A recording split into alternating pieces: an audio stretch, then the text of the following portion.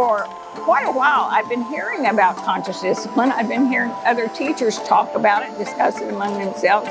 And I kept thinking, I could use that training too. I could use that knowledge too.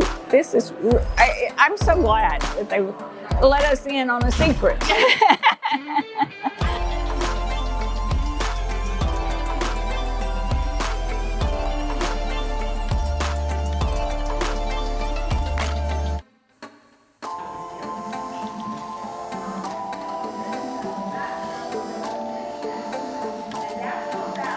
Important that I've learned today I haven't known before. I would probably say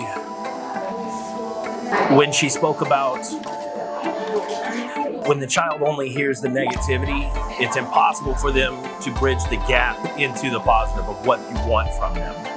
And so they need to hear the positive as well. I think one of my big favorite ones is the STAR. The smile, take a deep breath, and relax, I think is an important one to work with my children. Especially when they're in the moment, approaching them, you seem angry, sad, happy. This is a good thing, or how can I help? This is how I can help you. Let's take a breath. Let's stop and evaluate.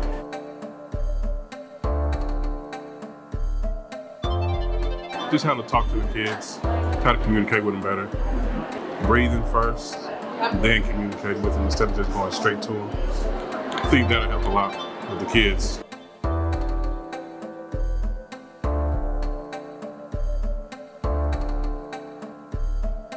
Food's amazing, and it was so delicious, and I'm just glad to be a part of it.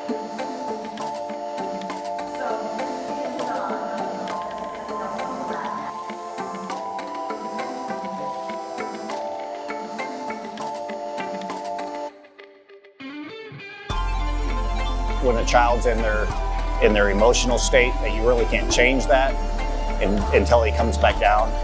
And so I thought that was interesting.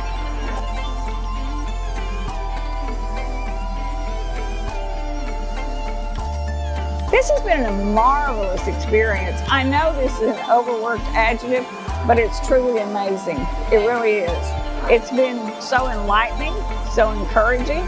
It makes our role as CAs that much more enjoyable because we feel like we've got more skills to handle different situations. And we come up against these quite often, but we're not always prepared to deal with it. And this is causing preparedness in us, so we feel more equipped to do our job.